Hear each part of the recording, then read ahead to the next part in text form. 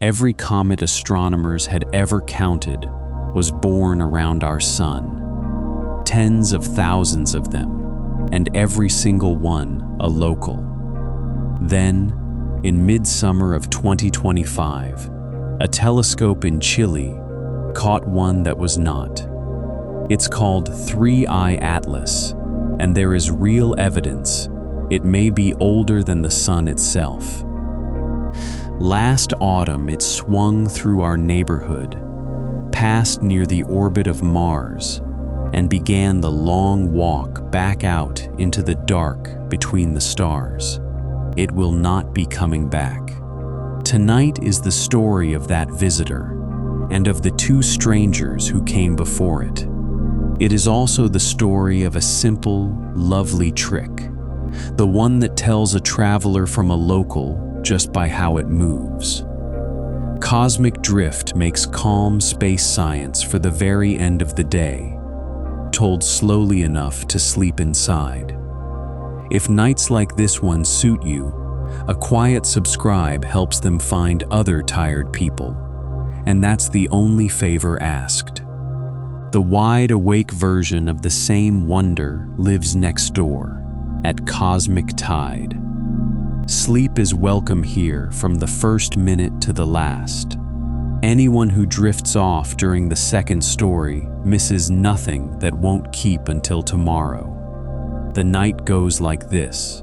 First comes the newest visitor and the watchman who caught it. Then the strange first one, the friendly second, and the ancient third. It ends with the new telescopes already waiting to greet the many still on their way. The newest story begins with a machine whose whole life is spent expecting trouble. On a dry ridge in Rio Hurtado, in northern Chile, there is a telescope that belongs to a small worldwide family called Atlas. The name is short for Asteroid Terrestrial Impact Last Alert System, which is a long way of saying night watchman.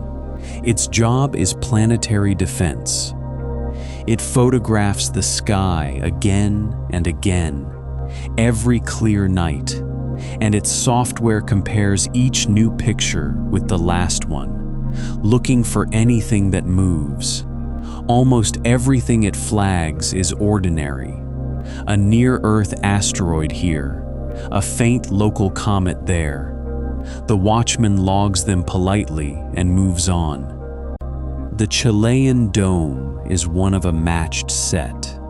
Its siblings stand on two mountaintops in Hawaii and another in South Africa, spaced around the planet so that night never quite ends for the family. Together, they photograph the whole visible sky several times over, night after night. None of the four is large as telescopes go. Their gift isn't depth, it is relentlessness. A great observatory studies one thing at a time, beautifully. The watchmen look at everything, always, and their software never gets bored, never blinks, and never decides a faint dot is probably nothing. The work itself is a kind of spot the difference puzzle played against the universe. Take a picture of a star field. Take another of the same field an hour later. Subtract one from the other. Everything eternal cancels out, and whatever remains has moved. Most nights, the remainders are old friends on known orbits. The software checks each one against the catalogs, files it, and moves down the list. It has done this millions of times. It will do it millions more. On the 1st of July 2025, the Chilean station flagged a faint speck that was not ordinary at all. It sat in the direction of Sagittarius, the crowded, starry part of the sky that looks toward the center of our galaxy. The speck was far away, about 670 million kilometers from the Sun, out between the orbits of Mars and Jupiter. And it was moving strangely, not wandering the slow, looping paths that local rocks follow, but cutting across them, with somewhere else to be. The measurement that mattered was speed. The newcomer was doing about 221,000 kilometers an hour. A craft moving like that would cover the distance from Earth to the Moon in under 2 hours. For something that far from the Sun, the pace was simply too fast to belong here. Gravity keeps the solar system on a strict allowance, and this object was spending money our Sun never gave it. Software flags. People gasp. Within hours of the alert, astronomers in a dozen time zones were pulling up the data and doing the same double take. A few dots on a few frames, and every dot in a place the Sun's gravity could not explain. The very first orbit fits carried the verdict in them already. Nobody wanted to say the word until the arc of measurements grew longer. So for a night or two, the community held its breath in public and checked its arithmetic in private. Word went out to the Minor Planet Center, the office that keeps the solar system's ledgers. Within a day, observatories on several continents were watching the same speck. Within another, the orbit calculators had enough points to draw the path, and the path refused to close. Every planet, every asteroid, every ordinary comet travels in ellipse, a loop that comes back around. This path was an open curve. It came in from interstellar space, bent once around the Sun, and led right back out again. On the 2nd of July, the announcement was made. The visitor received the designation 3I, the I standing for interstellar, the 3 because it was only the third such traveler ever confirmed. Atlas, the Watchman that found it, got its name attached forever. 3I Atlas. The bookkeeping deserves a sentence because it's quietly charming. Comets found in our solar system get filing codes, a letter and a year and a number. The new visitor received one of those too, as if it had wandered into the wrong office.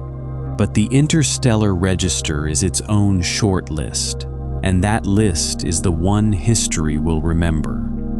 1, I was the first visitor. 2, I was the second. Now there was a third line in a ledger that had waited 8 years for a new entry. The astronomers who wrote it knew exactly how lucky they were to be holding the pen. Early pictures settled another question fast. The speck was not a bare rock. It was fuzzy at the edges, wrapped in a faint little cloud of gas and dust, which is the unmistakable breath of a comet waking up in sunlight. That mattered. A comet carries ice, and ice carries chemistry, and chemistry can be read from a distance, the way wood smoke tells a neighborhood what's burning. The first 2 visitors had offered thin readings, one because it showed almost nothing, one because it was small. This one was bright, and getting brighter, and every large telescope on Earth wanted an evening with it. Then came a small, pleasing discovery about the past. Once the path was known, astronomers could ask where the object had been sitting in earlier photographs of the sky. The archives began to give up pictures nobody had understood at the time. A brand new observatory in Chile, the Vera Rubin, had photographed the visitor by accident during its very first practice observations. That was the 20th of June, 11 days before the discovery. The stranger had been standing quietly in the frame while everyone admired the new camera. Other surveys turned out to have caught it in mid-June as well. It had been arriving for weeks, unnoticed, the way important things often do. There was one more thing worth knowing right away, and the orbit people said it plainly. The visitor posed no danger to Earth, none. Its route kept it far from us at every point, beyond the sun during its closest season. It would never come nearer than about 270 million kilometers. That is roughly 700 times farther away than the moon. The night watchman had not raised an alarm, it had raised an eyebrow, which is a different thing entirely. It helps to picture where the visitor was actually headed, because the geometry is gentler than the word incoming suggests. Its path dove toward the sun at a slant. Its nearest approach to our star would come at roughly a third again the span between the sun and Earth, out in Mars country.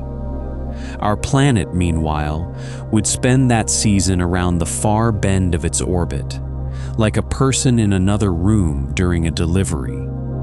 The visitor and our planet were never going to share a hallway. The whole encounter was arranged by pure chance, as if courtesy had been involved. It's worth lingering a moment on the place where the news began, because the scene rewards picturing.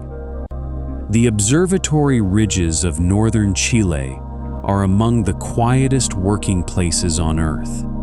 The air is thin and dry.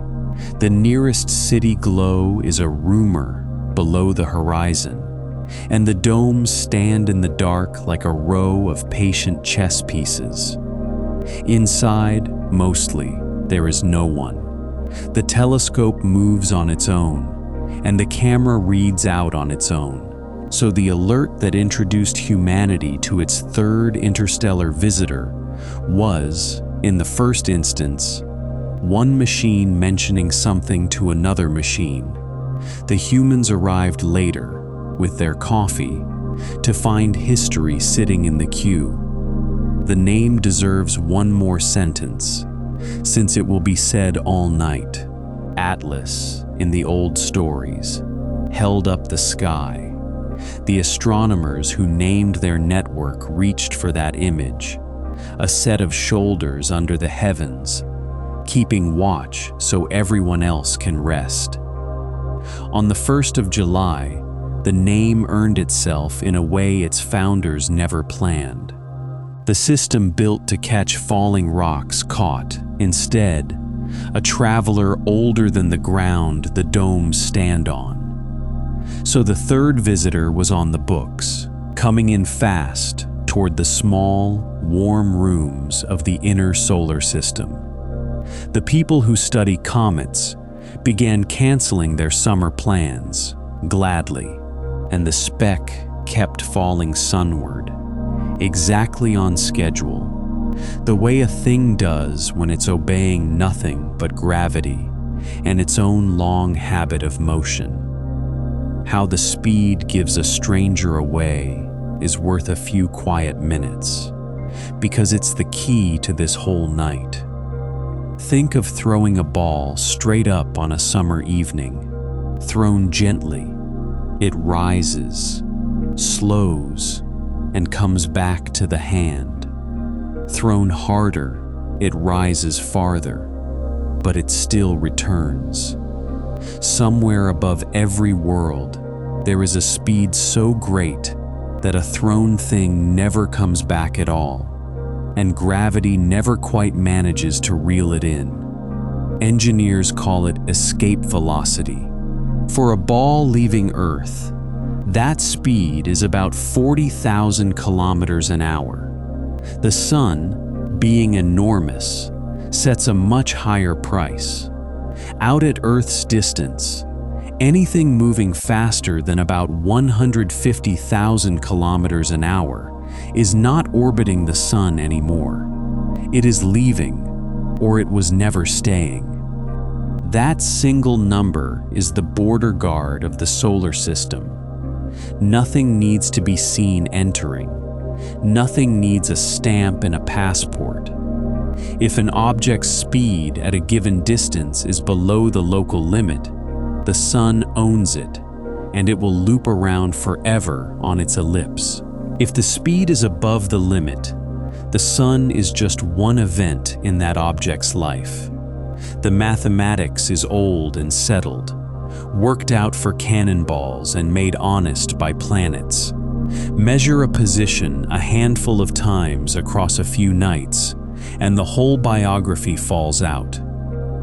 Distances out here are usually written in astronomical units, and the unit is friendlier than it sounds. 1 astronomical unit is simply the distance from the sun to Earth, about 150 million kilometers.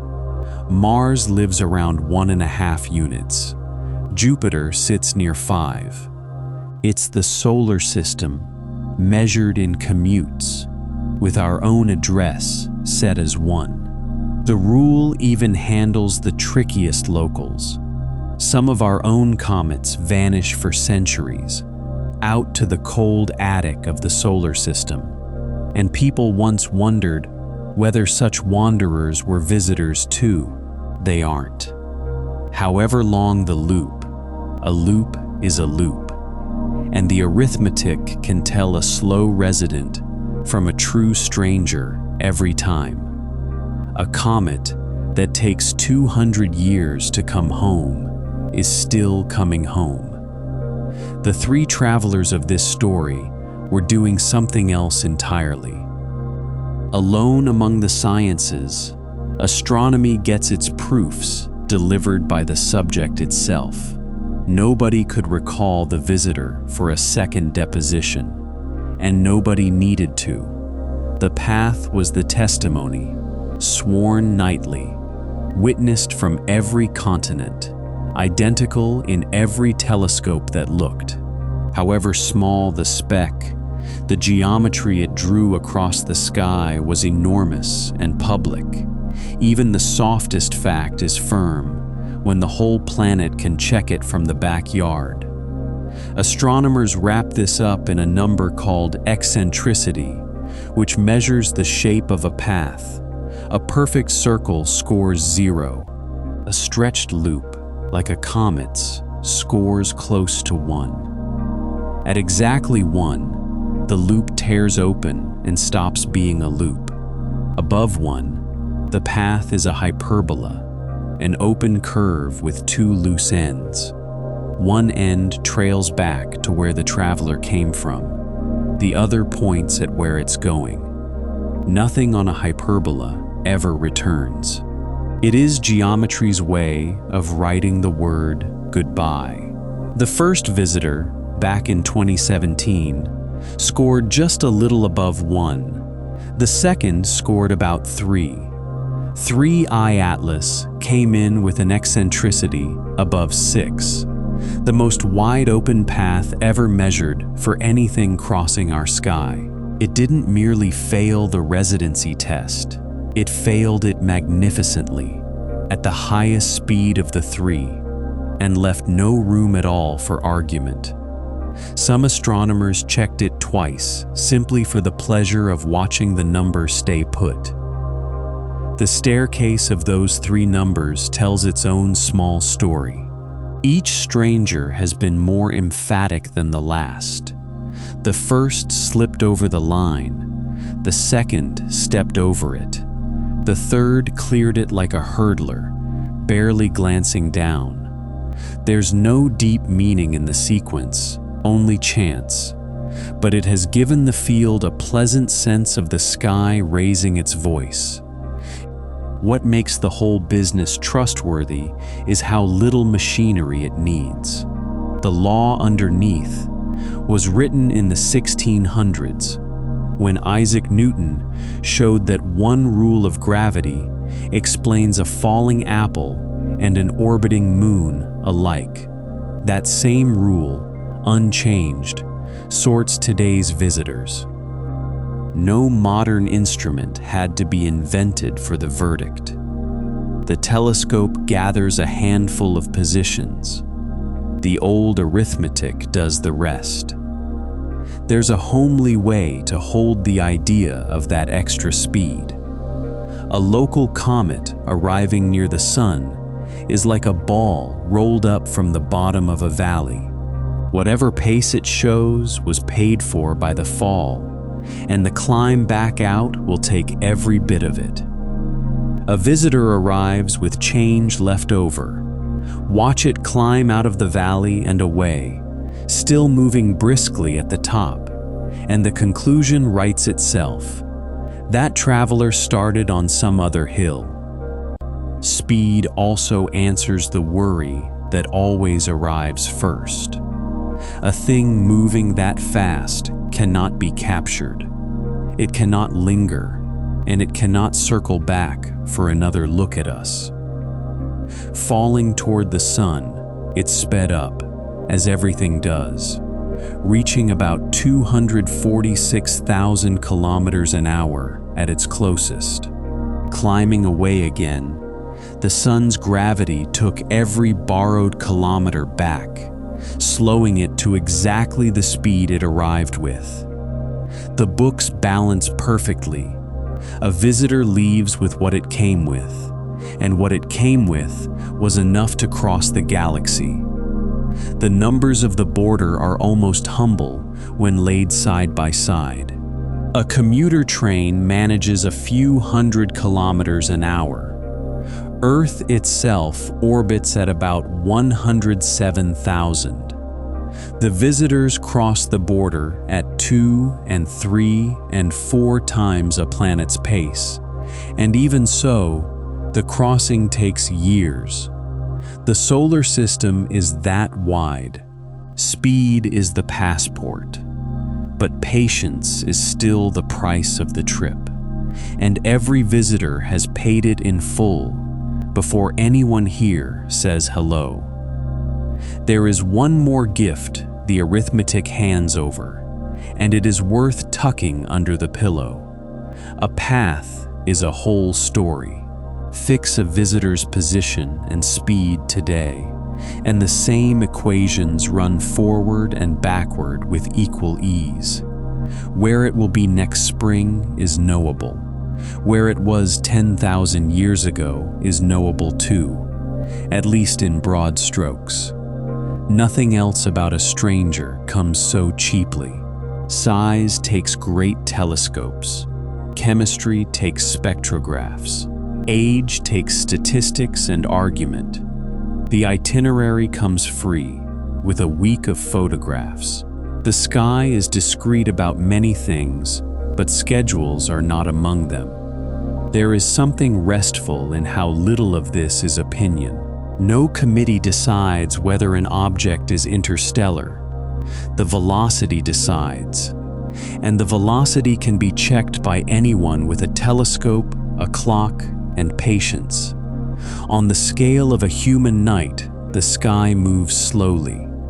On the scale of the ledger, it moves with the precision of a fine old watch, and strangers are found out simply by keeping time.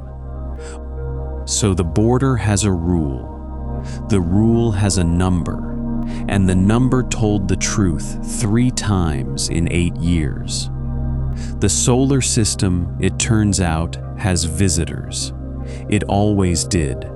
We had only just learned to notice, and the noticing is now a habit the sky will not let us break. The first visitor had introduced itself differently, 8 years earlier, and rather rudely. It was already leaving when anyone saw it. In October of 2017, a mountaintop survey telescope in Hawaii called Pan-STARRS was doing its usual nightly work. Its specialty is hunting asteroids that stray near Earth. On the 19th, an astronomer named Robert Warwick noticed a faint dot whose motion made no sense for a local rock. When the orbit was computed, it produced the same verdict that would later greet the Chilean Speck, an open curve, a stranger. But there was an embarrassing wrinkle. This first visitor had already made its nearest brush with the sun back on the 9th of September, nearly 6 weeks before anyone noticed it. At that moment, it had been moving at 87 kilometers every second. Humanity discovered its first interstellar guest the way a household discovers a guest, by the sound of the front door closing. The disappointment in that timing is easy to feel even now. The most interesting object in centuries was found outbound, dimming by the day, with no possibility of sending anything after it. So the world's largest telescopes simply dropped what they were doing. For a few frantic weeks, observatories on every continent, along with the Hubble telescope in orbit, measured everything that could still be measured from a shrinking point of light. It wasn't much. It was also plenty strange. The object's brightness would not sit still. Every few hours it brightened, faded, and brightened again, swinging by a factor of 10. Nothing round does that. A shape reveals itself in its light. This light said the object was enormously stretched, perhaps 10 times longer than it was wide. No asteroid or comet of ours has ever matched that proportion. The best guesses made it a few hundred meters long at most, about the length of 4 soccer fields laid end to end. And it was not spinning neatly like a planet. It was tumbling, end over side, the slow cartwheel of something that suffered an old violence nobody witnessed. The trick of reading a shape from a point of light is worth pausing on, because it sounds like magic and is only patience. Even in the largest telescopes, the object was a dot. No camera resolved its outline, but a turning body shows the sun different faces, and each face returns a different amount of light. Picture a wooden slat turning slowly in a flashlight beam. Broad face, bright. Thin edge, dim. Chart the brightness hour by hour, and the proportions of the hidden shape emerge from the rhythm of the flicker. The visitor's flicker was enormous, and its rhythm was untidy, a roughly 7-hour cycle that never quite repeated. From that, the stretched shape and the tumble.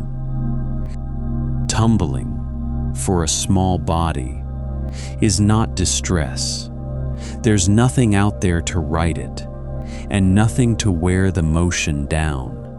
Whatever knocked it cartwheeling, a collision in its birth system, the shove that expelled it, or some slow twist of sunlight on its uneven skin, happened long ago.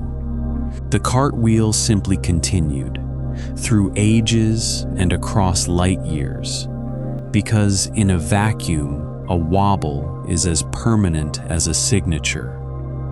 Its color leaned dull red, the shade that surfaces acquire after ages of being sandblasted by cosmic rays in deep space. It showed no tail and no cloud of dust, none of the breath that had made the later visitor recognizably a comet. It looked, in every photograph, like a bare splinter of rock or metal, dry as a bone, older than any road.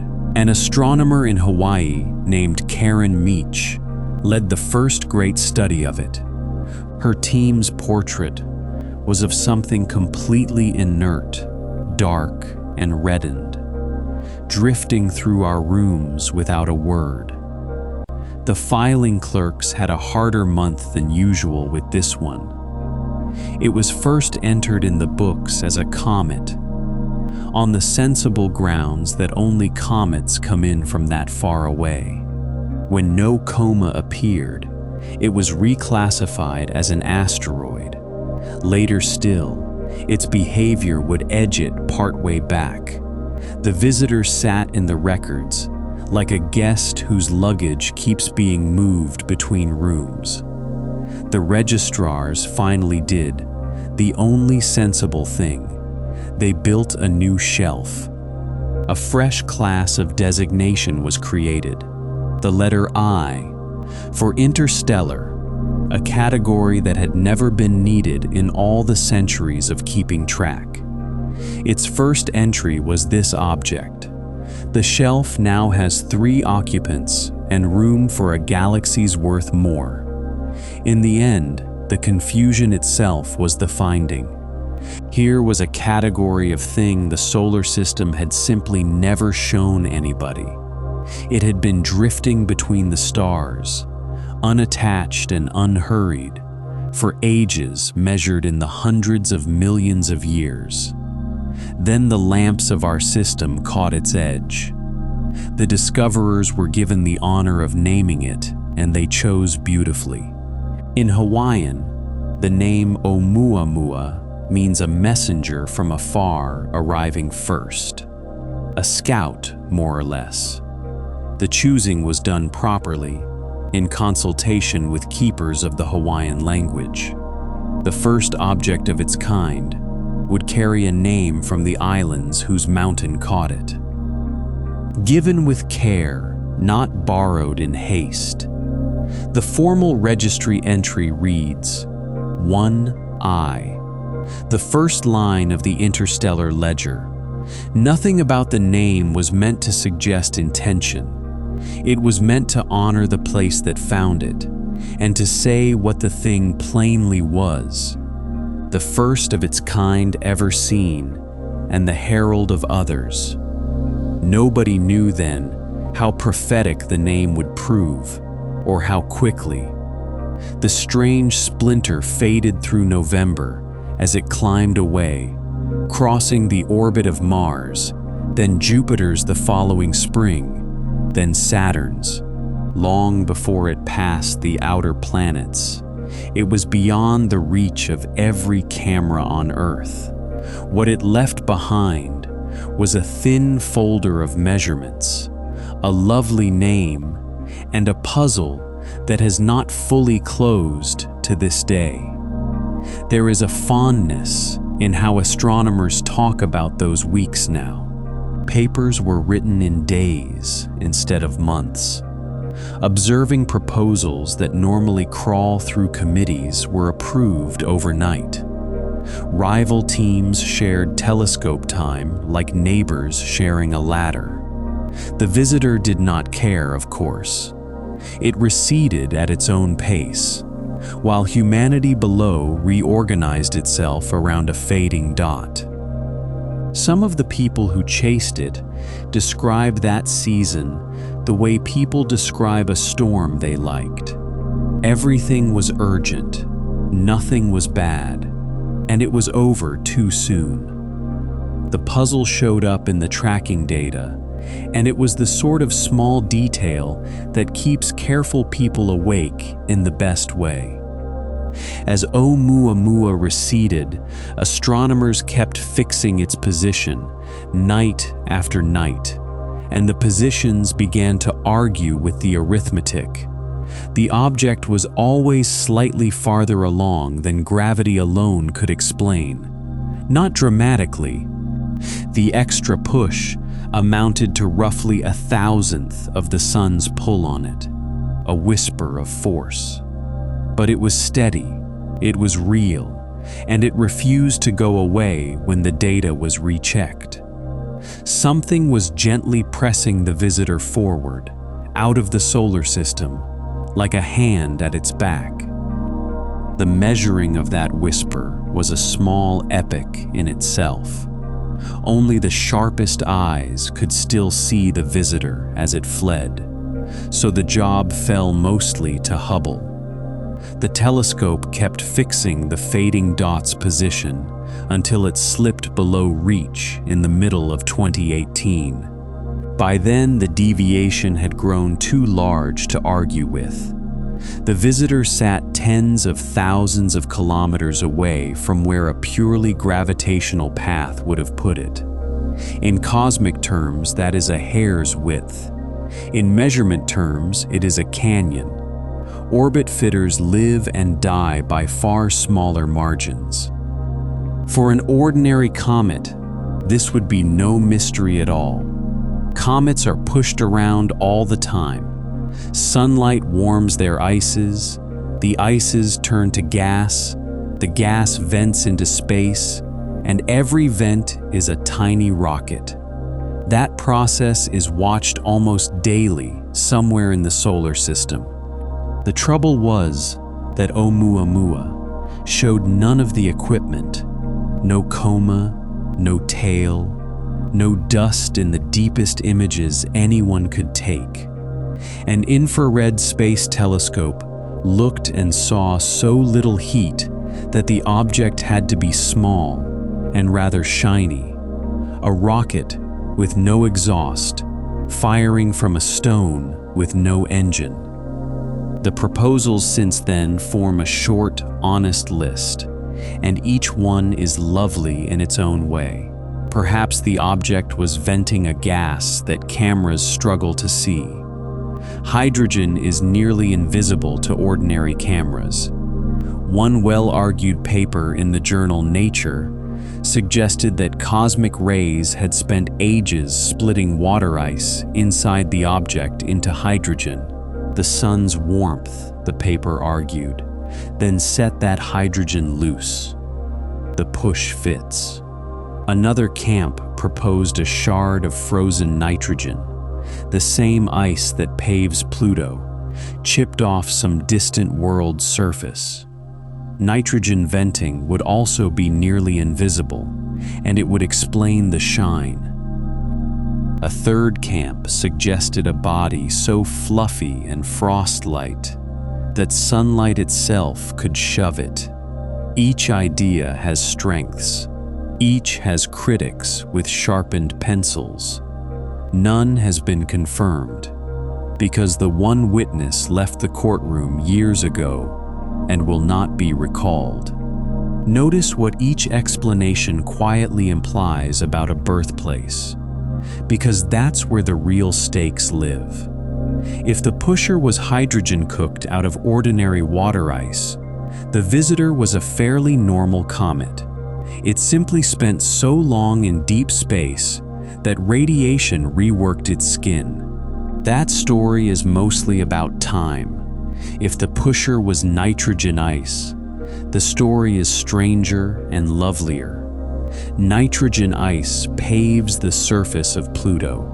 A tumbling chip of it would likely be a broken piece of some Pluto-like world around another star, knocked loose and sent traveling. Under that reading, humanity's first interstellar visitor was a shard of an unseen planet's surface, hand-delivered. Nobody can say, but it is a fine thing to be unable to say. The one commitment every camp shares is smallness of effect. Whatever pushed the visitor pushed it gently, steadily, and in exactly the way sunlight warming a surface would. No swerve, no change of heart. One quiet lean, sustained for months, of the kind a dozen natural processes could produce.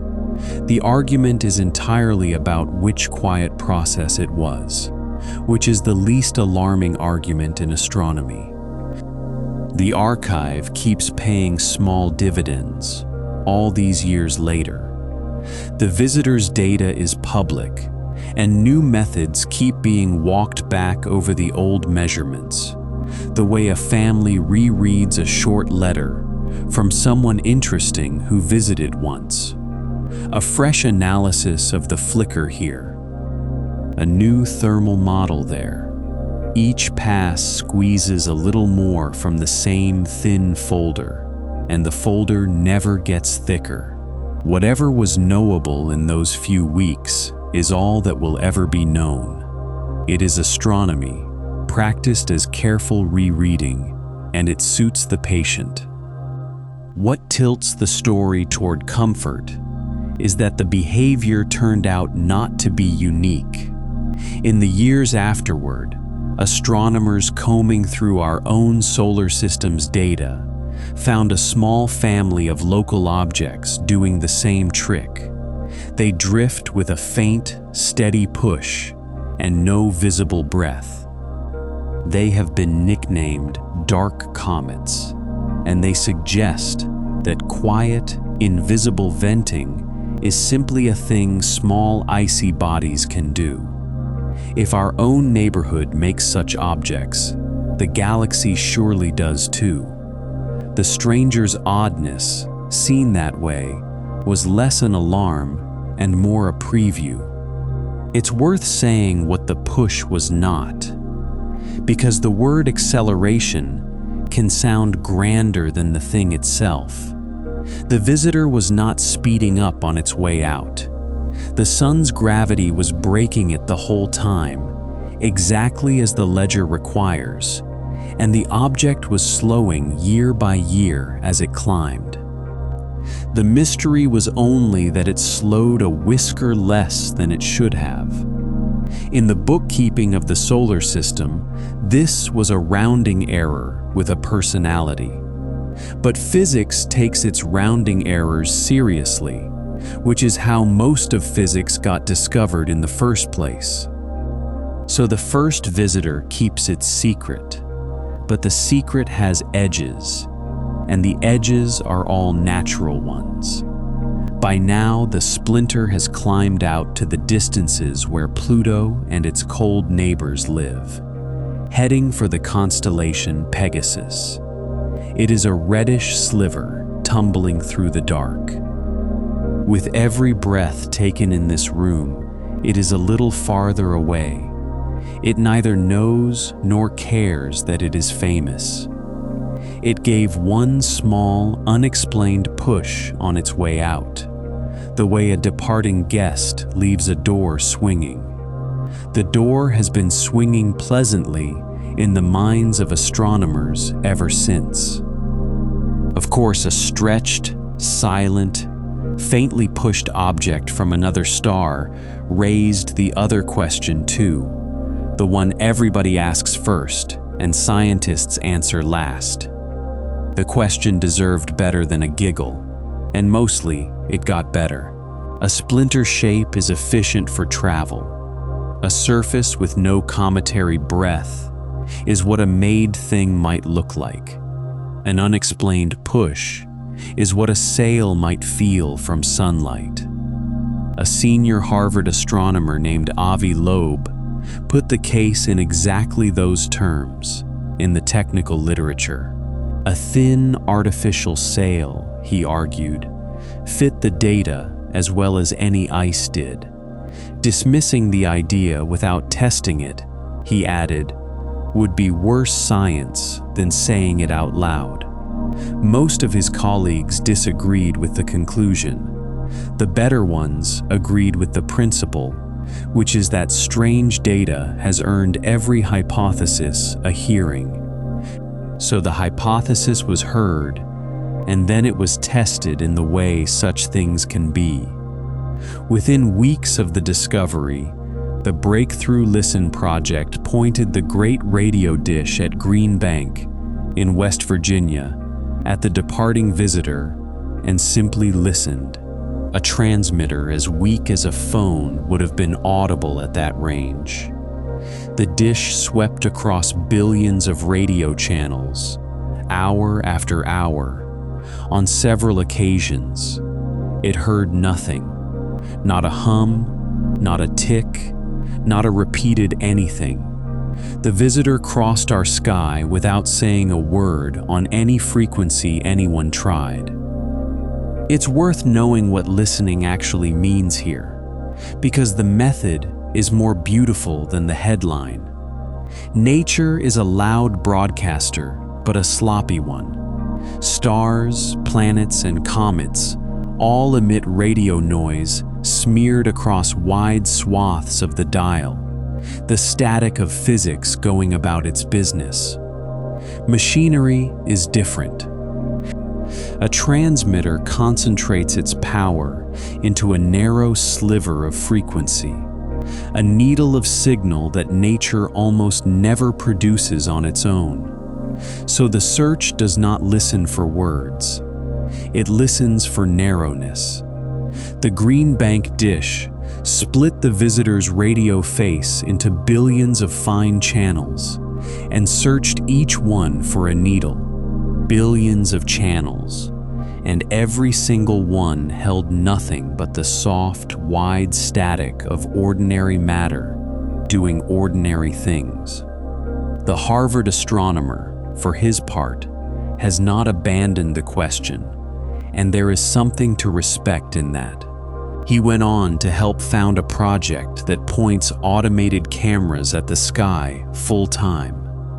Its quarry is any object whose motion cannot be explained by physics and weather. Most of his colleagues expect it to find airplanes, satellites, and meteors, and so far, that is mostly what such searches find. But this is how the disagreement is supposed to work. One side says the data will stay ordinary. The other says, check anyway. Both sides, notably, are checking. It's fair to ask what evidence would have tipped the case the other way, and the answers are easy to list. A change of course, with no natural push behind it. A radio tone confined to one thin channel. A surface reflecting light, with the flat, even polish of manufacture. Repetition of any kind, in brightness, in signal, in timing, since nature repeats sloppily and machines repeat well. None of those things appeared. Every measured property stayed inside the envelope of things ice and rock are known to do. The case was heard, the standards were named, and the sky declined to meet them. Silence is not proof, and a careful person keeps both doors open a crack. But every measured property of the object has at least one natural explanation with mathematics behind it, and nature has never once needed help being strange. This is, after all, the same universe that makes neutron stars out of collapsed suns and rains iron on faraway worlds. A tumbling shard of nitrogen ice, or a comet breathing invisible hydrogen, is well within its ordinary imagination. When the third visitor arrived years later and behaved like a textbook comet, the case for a fleet of probes did not grow stronger. Ordinary geology kept explaining the extraordinary guests. There is also a gentler way to hold the whole affair. If someone had built and aimed that object, it made an underwhelming ambassador, tumbling end over end, saying nothing, delivering nothing, leaving forever. Whereas if nature built it, then the galaxy freely tosses wonders between its stars, and one of them happened to drift through our yard while we were awake to see it. The second story asks for no belief and gives more comfort. The search for company in the universe continues in earnest elsewhere, with radio ears and patient surveys, and it should. It simply was not needed here. The radio ears checked the third visitor as well, when its turn came, and were answered by the same gentle nothing. By then, the exercise had a settled, almost ceremonial feel. A stranger arrives. The instruments listen, carefully, because carefully is free. The stranger says nothing, being a comet.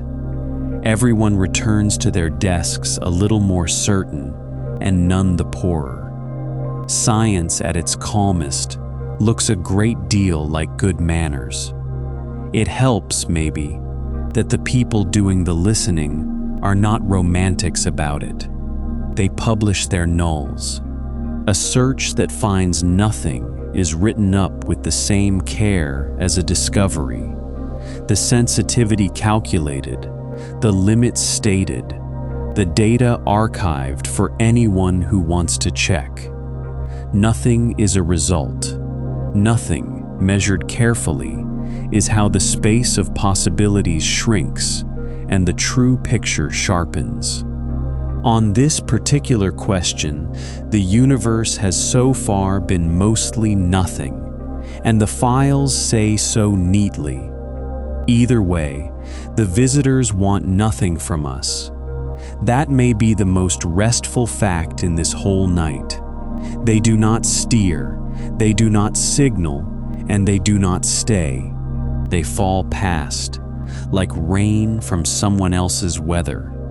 The only thing they ask of Earth is the thing Earth was already doing, which is watching the sky with a certain fond attention. To understand what the second and third visitors actually were, it helps to spend a few minutes on what a comet is. A comet is a stranger kind of object than its postcard reputation suggests. Start with the part nobody sees. The heart of a comet, its nucleus, is a lump of ice and dust a few kilometers across at most, roughly the size of a town. It isn't the gleaming white of a snowbank. It's black as fresh asphalt, one of the darkest kinds of surface known. The mix is frozen water, frozen gases, and ancient soot pressed together loosely. Picture a snowdrift that has spent a very long winter beside a highway. Far from any star, that lump is utterly inert. It simply falls, sometimes for thousands of years, sometimes forever, keeping its cold the way a deep well keeps it.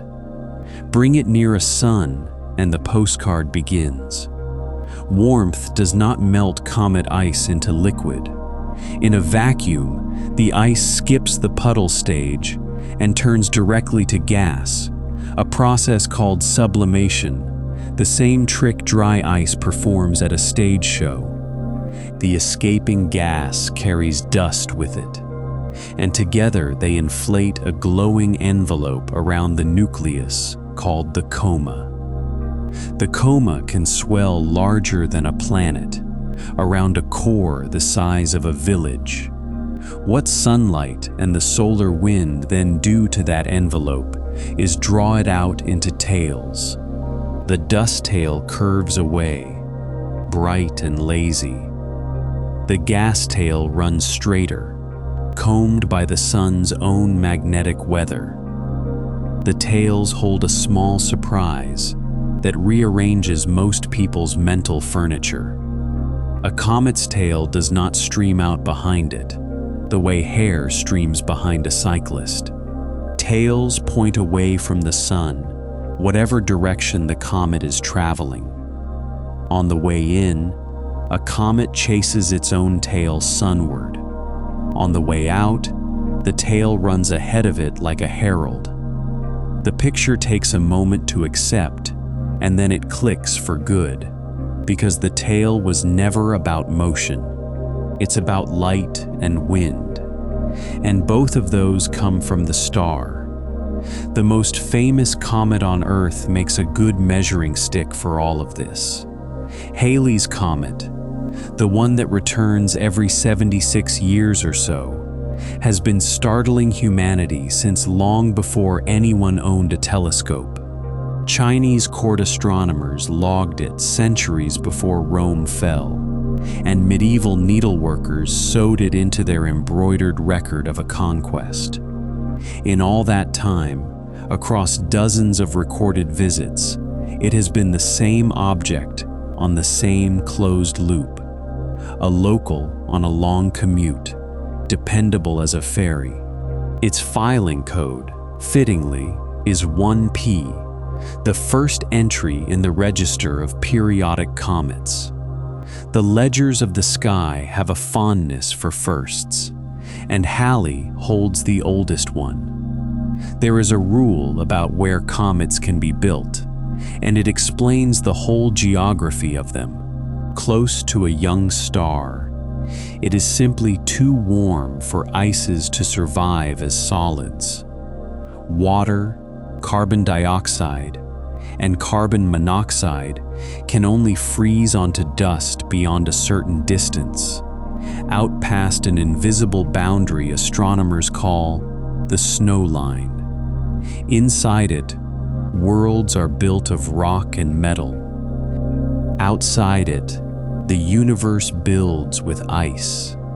Every comet is therefore a certificate of cold, proof that its ingredients came together far from a fire. The exact mix of its ices reports how far and how cold. It is a good thermometer, read 4 billion years late. Comets even explain their own famous color to anyone who asks. The soft green that photographs keep catching around bright comet heads comes mostly from a fragile molecule of paired carbon atoms. It is torn off the comet's ices and set glowing by sunlight. The stuff is so short-lived in daylight that it barely exists outside the coma itself. The glow fades before it can spread far down the tails, which is why the green hugs the head like a hood. It is chemistry visible from 100 million kilometers away, performed by a snowbank. The gas tail leads the livelier life of the two. It rides the solar wind, the thin, fast breath of charged particles the sun exhales in all directions, and the solar wind has moods.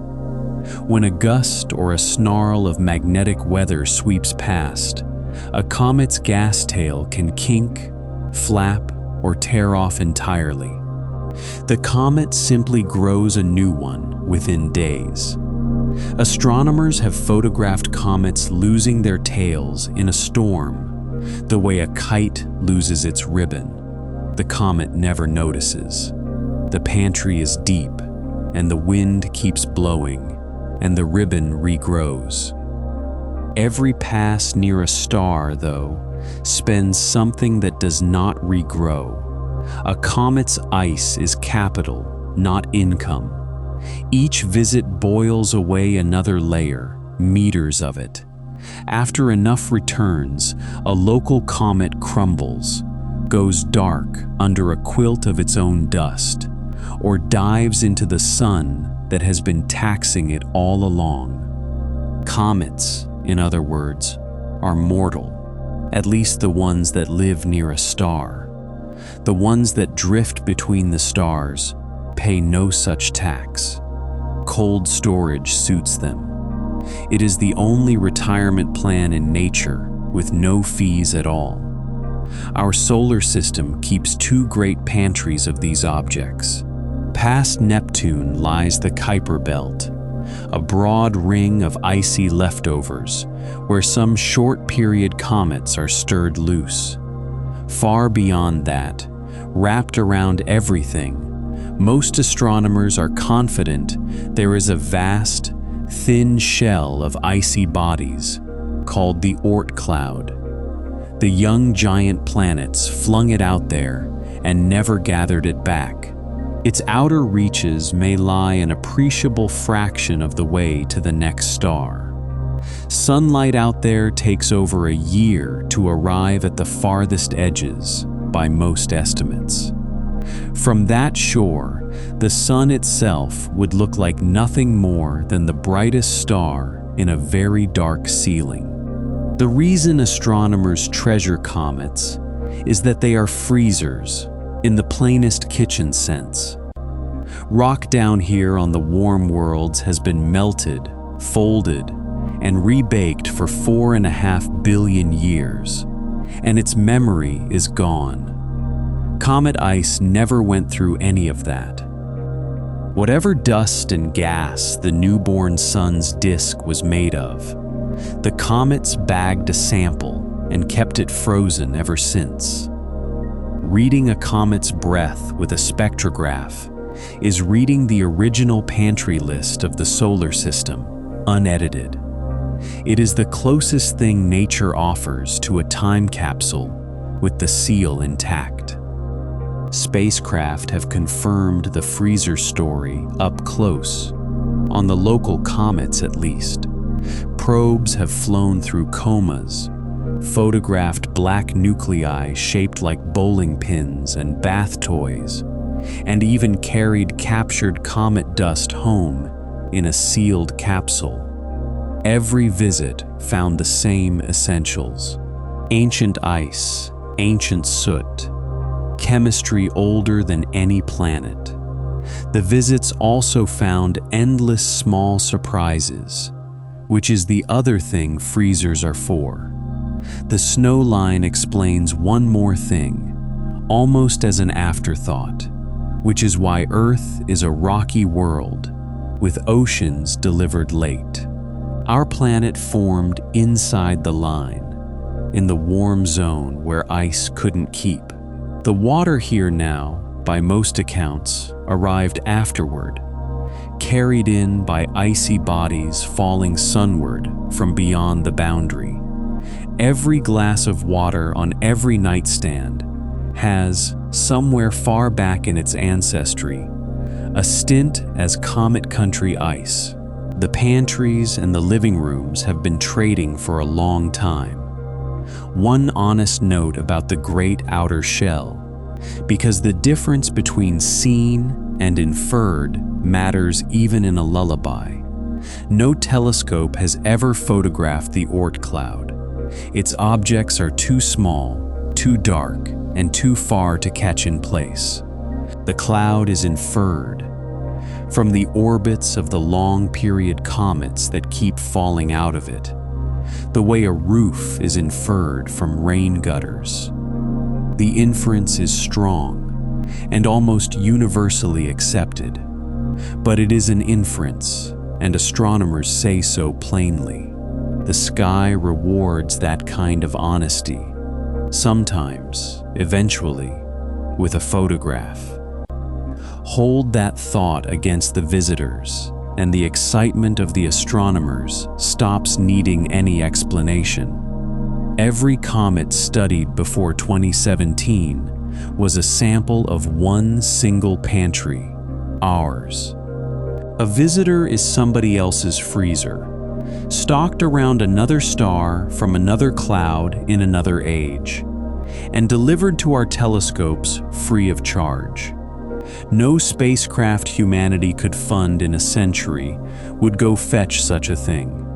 The galaxy simply gives them away, at the modest price of paying attention. So the black little snowbanks turn out to be libraries, and the sun turns their pages simply by warming them. Ours tell one long story about home, and 3 times now, a book from a different shelf has drifted through the reading room, open just wide enough to glimpse. The second visitor was found by no network and no institution. It was found by one man, before dawn, with a telescope he had built himself. Gennady Borisov is an engineer in Crimea who spends his working life building telescopes for an observatory, and his free nights using homemade ones to hunt comets. It's a pursuit that rewards mostly patience. The professionals' robotic surveys sweep the easy sky, so an amateur's best chance lies where the machines struggle, low near the horizon, in the brightening minutes before sunrise. That is exactly where he was looking, on the 30th of August, 2019. His instrument was one he had designed and assembled himself. Its mirror measured 65 centimeters across, roughly the size of a very ambitious pizza tray. He was not new to this work, which matters for what happened next. Over the years, his homemade instruments had already netted him a string of ordinary comets, each one carrying his name into the registers. That record made him one of the more successful comet hunters alive. His method was the oldest there is, being awake and outside while the world sleeps. Comet hunting at dawn is uncomfortable in every season. The eyes water, the coffee cools, and the sky brightens on a schedule that cares nothing for a promising smudge. A person does it for years, for the same reason people grow orchards, because tending something slowly is its own kind of payment. In the morning twilight of that August day, he caught a smudge that had not been there before. This one arrived in costume, wearing a proper little coma from the first photograph. For the first week, it sat in the world's databases under a plain provisional label, one candidate among many, while measurements trickled in. Objects found that low in the twilight are hard to pin down, and more than one astronomer has been embarrassed by an orbit computed in haste. So the confirmation came slowly, checked and rechecked, until the strange number could no longer be blamed on the awkward viewing angle. A new comet is a fine morning's work all by itself.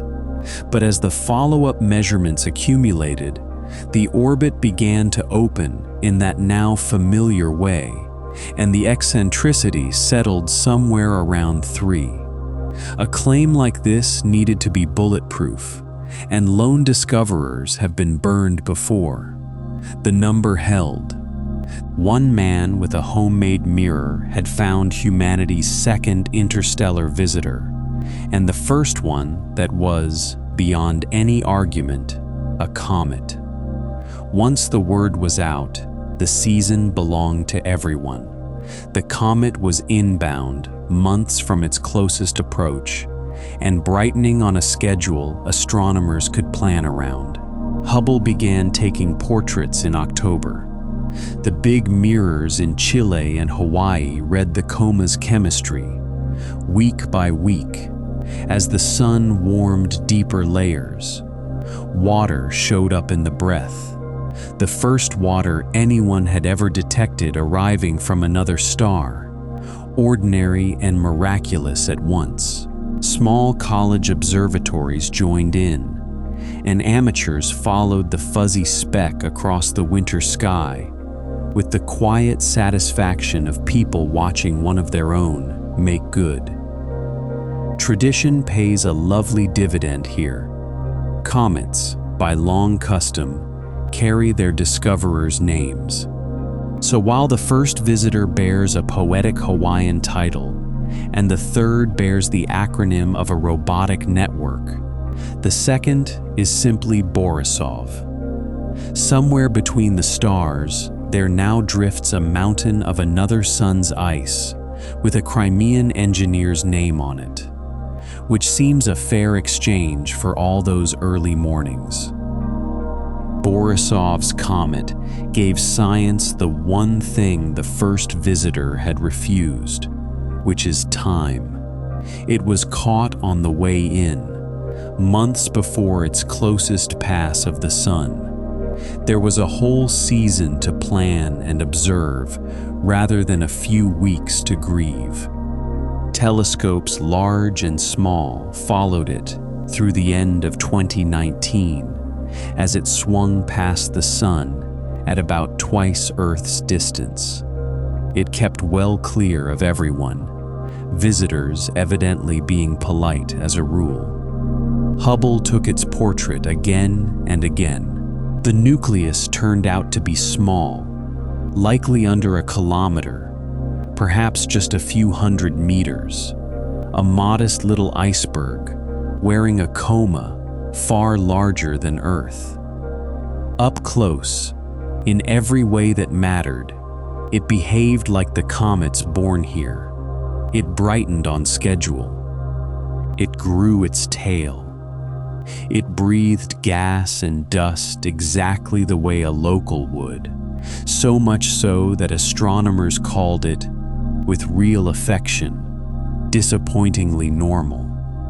Then the chemists read the breath more carefully, and the normalcy developed a wonderful crack. The comet was exhaling far more carbon monoxide relative to water than any comet ever measured near the sun, several times more than the highest local value. Carbon monoxide ice is fragile stuff. It boils away at temperatures where water ice still sleeps soundly. A comet, that rich in it, must have formed somewhere brutally cold and stayed cold its whole life. Perhaps that was around a small, dim red star. Perhaps it was in the far frozen suburbs of a brighter one. Its recipe was legible, and the recipe said, "Foreign kitchen." The visitor had one more small scene to play. In the spring of 2020, on the way out, it shed a piece of itself. The fragment drifted alongside for a while and then faded. Local comets do the same thing after the sun has loosened their seams. It was a minor injury, not a death. Some measurements suggested its surface was among the most pristine ever studied, barely touched by any star's weather until ours. Then it, too, crossed the outbound line and dimmed away toward the southern constellations, carrying its salvaged ice back into the cold that suits it. There's a quiet scientific service the second visitor performed, just by being ordinary, and it deserves naming. After the first visitor, it was possible to worry that interstellar objects were all going to be baffling, that the whole category might resist study. Borisov's comet settled that. It behaved. It cooperated. It followed every rule in the Comet Handbook while carrying a foreign accent in its chemistry. It was the control group, one sample wide. Thanks to it, the strangeness of the first visitor could be filed as one object's personality rather than a law of nature. The field could relax into its work. As for the discoverer, fame arrived and changed approximately nothing.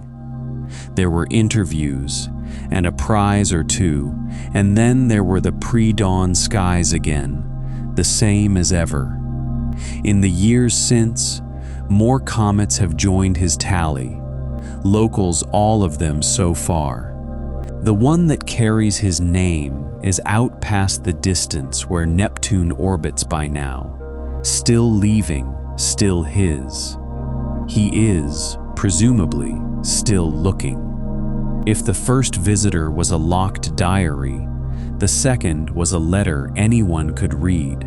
It said that comets happen around other stars, that their kitchens use the same ingredients in different measures, and that the recipes survive the crossing.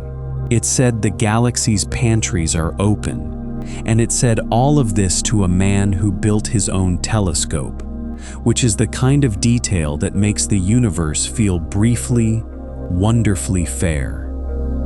Which brings the night back around to the newest guest, the one from last autumn, the elder of the three.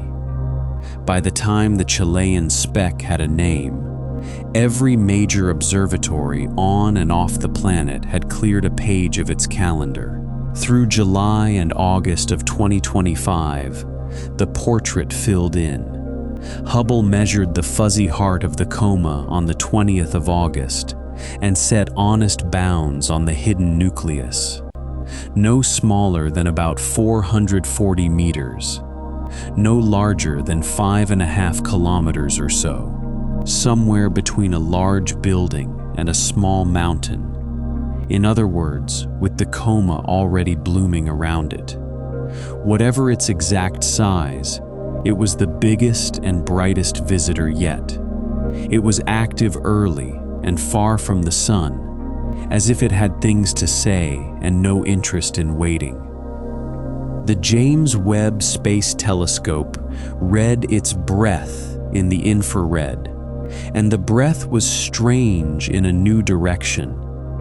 This comet exhaled unusually rich carbon dioxide, among the highest ever measured relative to water in any comet, local or otherwise.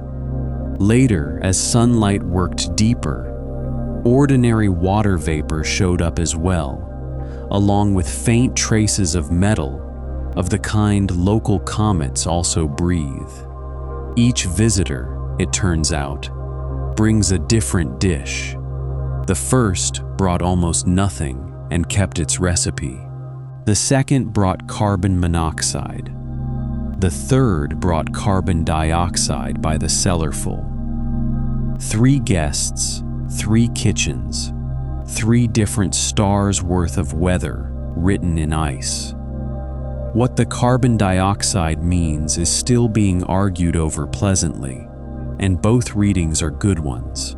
A comet born far beyond its star's warmth, out where carbon dioxide freezes generously, would carry exactly this signature. In that case, the visitor is a faithful sample of some cold, distant nursery, or ages of radiation between the stars may have processed its outer layers, cooking a crust whose chemistry differs from the interior. In that case, the strangeness is a weathered skin over more familiar bones. Either story teaches something no local comet can. One is a postcard from a far address. The other is a diary of the road itself. The elder had small eccentricities of appearance too, the kind that keep observers fond. For a while on the way in, its dust seemed to stream toward the sun rather than away, a sunward plume that photographs kept catching. The effect is a known one, part viewing geometry, part heavy grains too stout for sunlight to push around properly, and local comets stage the same illusion now and then. It was also breathing surprisingly hard, while still far out in the cold, where sunlight is weak. That hinted at generous stores of the more fragile ices, the kind that wake at the faintest warmth. An old traveler, but a responsive one. For all the attention, it kept a certain privacy. No camera ever resolved the nucleus itself. Every portrait shows the glow around it, never the stone within, the way a lampshade shows the light and hides the bulb. Its true size stayed a range rather than a number. Its shape stayed unknown entirely. The intimacies a visiting spacecraft would have gathered in an afternoon remained ungathered, which is no failure of the telescopes, only a fact about distance. What was knowable was its breadth, its path, and its age. Those turned out to be plenty. Its arrival direction carried its own quiet poetry. It came up out of Sagittarius, the star-thick quarter of the sky, where the Milky Way's crowded center lies. Nothing about that points to an origin near the galaxy's heart. Directions are not addresses. But for the months of its approach, the visitor rose each night out of the deepest, oldest-looking part of the sky. It was as if the galaxy had sent it from the main house rather than the suburbs. The autumn itinerary played out with the smoothness of a thing that had been falling for millions of years. On the 3rd of October it passed within about 30 million kilometers of Mars, and the spacecraft stationed there briefly became comet observers. Europe's orbiter and America's turned their cameras from the rust below to the visitor above. At the end of October came perihelion, the closest bow to the Sun, out near the distance Mars patrols. Earth, as mentioned, was away around the Sun's far side that season. For a few weeks, the visitor slipped behind the glare and out of our view. It did the most interesting part of its trip unwatched, like a performer whose best scene happens off stage. By Halloween, it was back in dark sky, and every camera resumed. Its manners, through all of this, were impeccable in a specific and reassuring way. Comets get tiny shoves from their own venting gas, and navigators can measure those shoves in the tracking. This visitor's shoves were small, ordinary, and exactly the kind that sunlight on ice produces. It steered nowhere. It simply fell, gracefully, along the one path gravity had written for it, trailing chemistry. Through that season, it also became, briefly, the people's comet. Around its closest months, it brightened into the range of good backyard telescopes. Observers who set alarms for the small hours found it for themselves. A soft glow with a green-tinged hood among the winter stars. A comet in an eyepiece is always a little unreasonable, a smudge that outshines its own explanation. This smudge had crossed from another star, and everyone standing at a tripod in the cold knew it. In December, it made its nearest approach to Earth, all of 270 million kilometers away, and began the long fade. It crossed beyond Jupiter's distance in March of 2026. A planet-hunting space telescope called TESS caught it again in January, and the great observatories still steal glances while they can. Tonight, it is roughly 1 billion kilometers out, coasting through the dark past the realm of the giant planets, still leaving as it always was. And then there is its age, the quiet superlative that gives this whole night its title. No comet carries a birth certificate. What this one carries is a trajectory, and trajectories can be read. It entered the solar system moving faster and along a steeper, more tilted path through the galaxy than either visitor before it. Stars and objects that move that way tend to belong to the Milky Way's older crowds, the so-called thick disk, populations that formed early in the galaxy's life.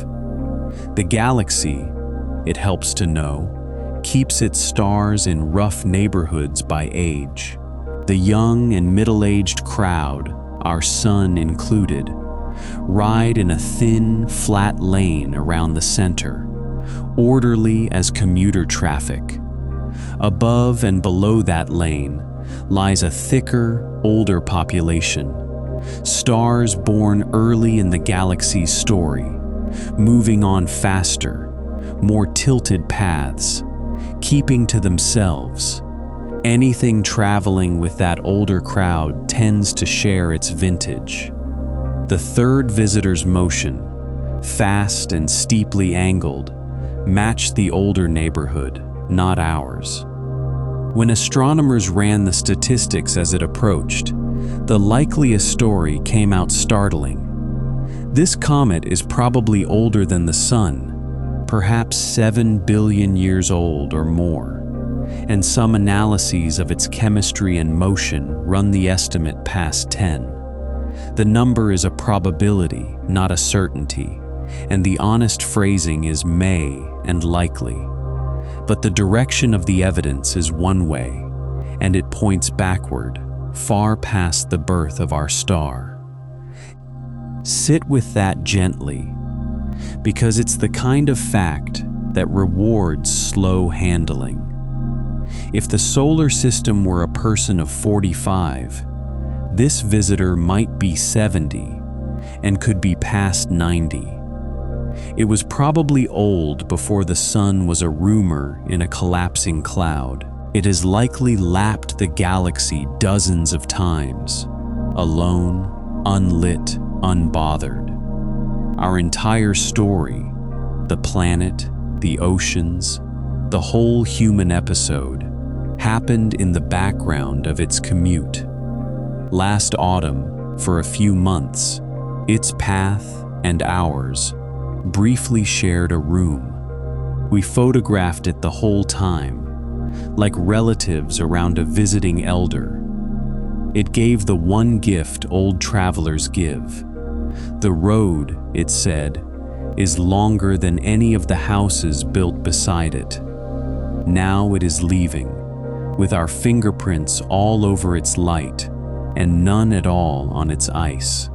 No mission will chase it. Nothing about it will ever be touched. It came, it warmed slightly, it was seen, and it is going, and every one of those 4 facts is now permanent. The oldest thing anyone has ever watched cross the sky is still crossing it tonight, a little farther out with every hour, perfectly indifferent, perfectly fine. Something else happened during that autumn, quieter than the comet, and in its way, just as lovely. The solar system turned out to be full of eyes, and for a season, they all looked at the same thing. Humanity has never launched a mission to an interstellar object. There has never been time. What humanity has launched over decades is a scattered flock of spacecraft, each built for its own private errand. A rover here, a sun watcher there, a probe on a years-long cruise to some appointed rock. When the third visitor arrived, mission teams all over Earth asked the same simple question: can our instruments see it from where it happens to be standing? Again and again, the answer came back yes. So the fleet improvised. Hubble and the James Webb, the 2 great eyes in the dark, took the formal portraits. A newly launched infrared observatory called Speck, whose day job is mapping the entire sky in more than 100 colors, added the comet to its rounds. It read the visitor's ices from orbit. The planet-hunting telescope watched it twice, whole weeks at a stretch, the way it stares at stars, patiently recording every flicker. At Mars, the orbiters that spend their days photographing dust storms looked up instead. The Perseverance rover, standing in its crater, caught the visitor as a faint smudge over the Martian night. It was the first time an interstellar object had been observed from the surface of another world. Even spacecraft in transit joined in. An asteroid-bound probe and a metal world-bound probe both stole long exposures from the crews. So did the sentinels that stare at the sun for a living. More than a dozen spacecraft, on and around 3 different worlds, ended that year with the same guest in their photo albums. The Sun Watchers earned a special mention in the story. During the weeks around perihelion, Earth sat on the wrong side of the sun, and every telescope at home was blind. Right then, the comet passed directly through the fields of view of the observatories that monitor solar weather. While we could not see it at all, they saw it constantly. A bright little wanderer crossing their frames between eruptions. The visitors' best scene did get watched after all, just not from here. The understudies covered the show, and in November, NASA gathered the whole album from a dozen missions and half a dozen vantage points and simply showed it to everyone. The pictures themselves are worth describing, since each instrument saw a different comet. In Hubble's long exposures, the visitor is a blue-white teardrop, its dust swept back from the nucleus. The background stars stretch into short streaks because the telescope was pacing the traveler rather than the sky. The Webb's view is not really a picture at all, but a spectrum, the comet's light fanned out into its ingredients. The carbon dioxide stands up in it like an oversized cord. The Mars images are humbler, a faint dash over a rust-colored horizon. They're mostly for the sake of the caption. Same guest, 3 portraits, painted by distance, chemistry, and luck. Down on Earth, the audience was wider still. The Watchman network that first flagged it kept logging the visitor politely among the night's asteroids. Astronomy clubs pointed their eyepieces at it for lines of school children in coats. Somewhere in Crimea, presumably, an engineer with a homemade mirror gave it a professional nod. Watching from 2 worlds at once even carried a small scientific bonus. When Earth and Mars photographed the same object, their 2 viewpoints disagree slightly about where it sits against the background stars. A finger held at arm's length does the same trick, jumping when viewed with one eye and then the other. That disagreement is depth perception, and astronomers used the pair of vantage points to sharpen the visitor's measured path beyond what either planet's view could give alone. For a few weeks, the solar system functioned as a single instrument, with eyes tens of millions of kilometers apart, looking at a guest in stereo. There is a reading of all this that goes past the charm, and it deserves its moment. Not one of those machines was designed for interstellar visitors. Every single one was borrowed from another purpose, and all of them worked. Without planning it, piece by piece and decade by decade, humanity had assembled a solar system-wide observatory. The first time a guest older than the sun came through, the observatory noticed, pivoted, and took attendance. The species that once discovered its first visitor 6 weeks late had grown. 8 years on, it watched the third one from orbit, from cruise, from Mars, and from 10,000 backyards. Hold the roster in mind for a moment. Spread out on the map, cameras at Earth, in Earth orbit, and out at a gravitational parking spot 1.5 million kilometers away. Cameras at Mars, above it and on it. Cameras in the empty middle distances, bolted to probes bound for asteroids, and cameras pointed permanently sunward that caught the guest in passing. The album's entries were taken from positions separated by hundreds of millions of kilometers. No civilization has ever photographed anything from so many rooms of its own house at once. The fleet has since returned to its errands. The rover photographs its rocks, and the sun watchers watch their sun. The visitor recedes through the outer dark with its portrait taken from more angles than any traveler in history. Nobody caught it, Everybody saw it. For one autumn, the whole neighborhood stood at its windows, and that turned out to be enough. Where do such travelers actually come from? Not from mystery, as it turns out, but from housekeeping, because making planets is the messiest work in the galaxy. A planetary system begins as a collapsing cloud of gas and dust, flattening into a disk around its newborn star. Within that disk, dust gathers into grains, grains into pebbles, pebbles into icy mountains by the billion. A few of those mountains merge their way up into planets. The rest remain crumbs on the workshop floor, and here is the number that matters. The crumbs vastly outnumber the finished furniture.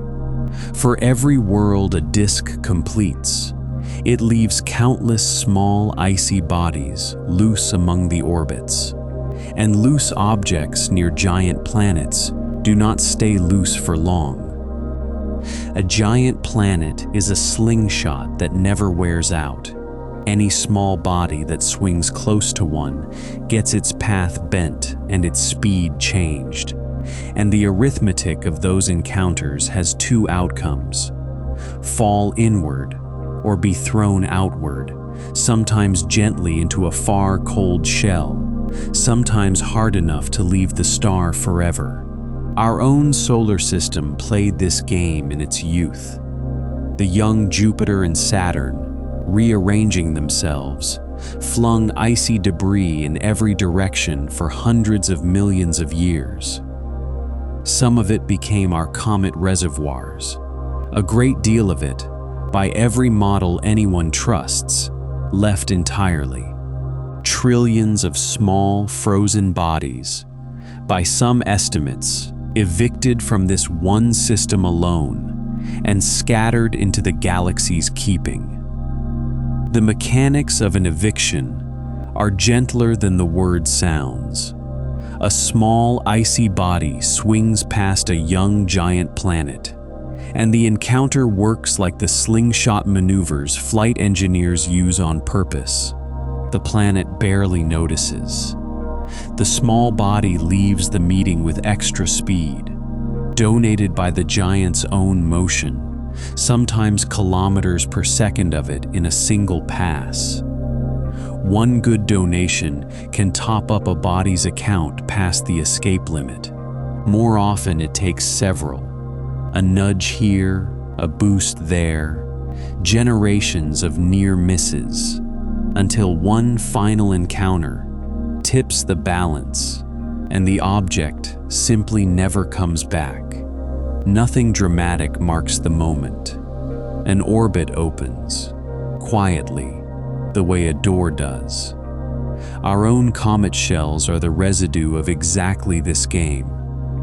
The great cloud wrapped around our solar system is made of throws that did not quite clear the fence. Bodies flung far, but not free, parked forever on the property line. The visitors crossing other skies tonight are the throws that cleared it. Same arm, same era, different luck. Every planetary system, seen this way, is surrounded by the evidence of its own temper and lets a portion of its history wander off to be someone else's astronomy. Multiply that by the several 100 billion stars of the Milky Way and add the other donors. Passing stars comb each other's comet shells loose.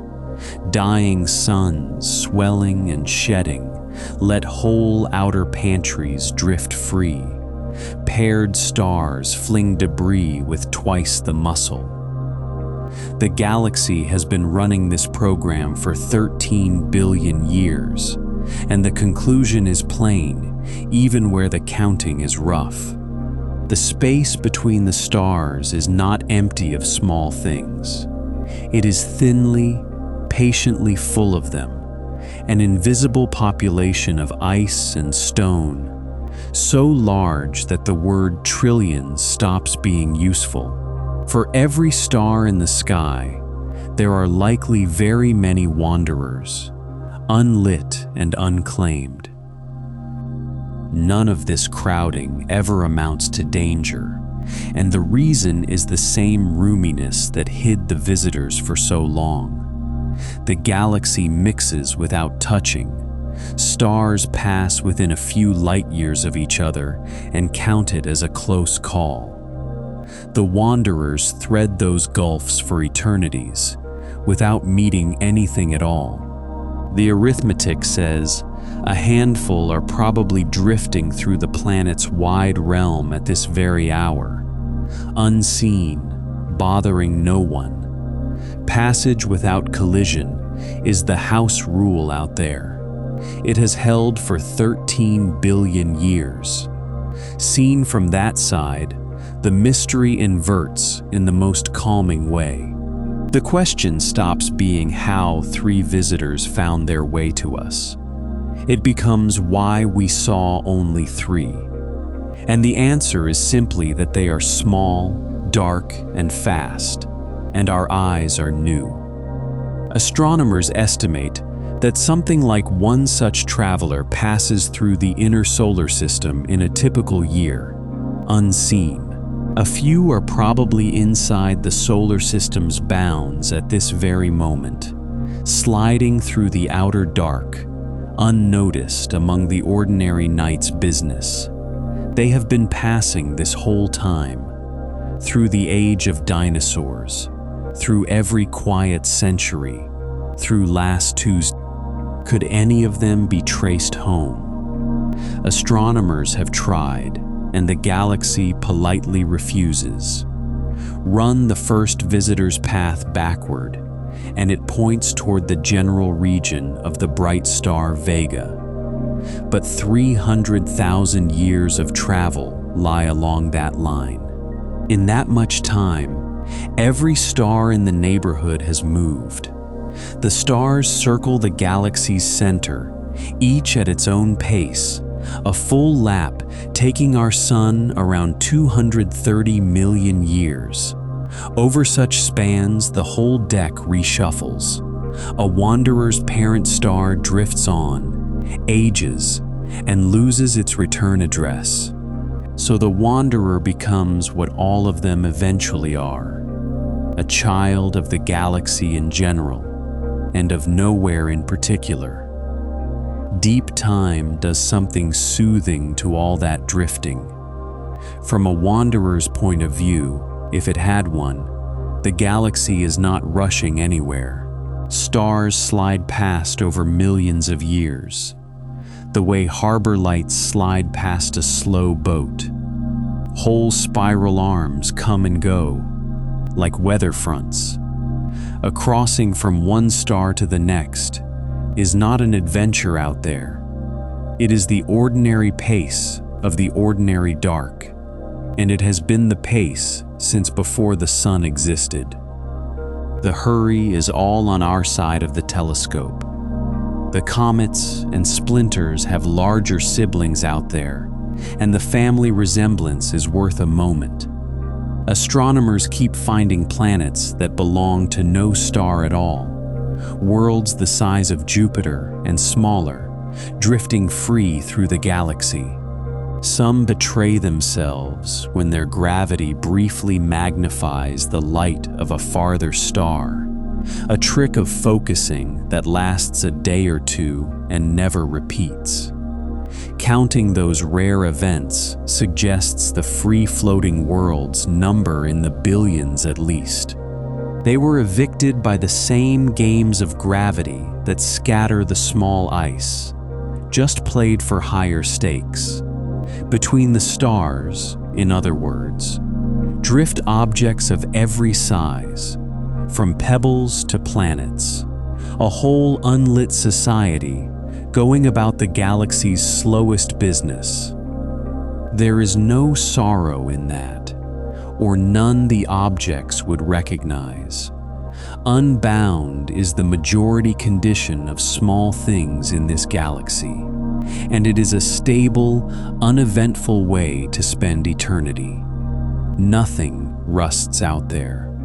Nothing erodes but slowly, atom by atom, under cosmic rays. A comet between the stars is a comet in perfect storage, waiting out the ages between one warm hallway and the next. Most never find a second hallway. The lucky ones fall past somebody's telescope, and for a few months, matter that no star owns gets photographed, named, and remembered. So the visitors are not exceptions to how the galaxy works. They are how the galaxy works, glimpsed 3 times. Every star is a workshop. Every workshop sweeps its floor, and the sweepings drift forever, carrying each system's recipe outward like seeds that will never need soil. The wonder was never that strangers exist. The wonder is that the house lights were finally on when one came down our street.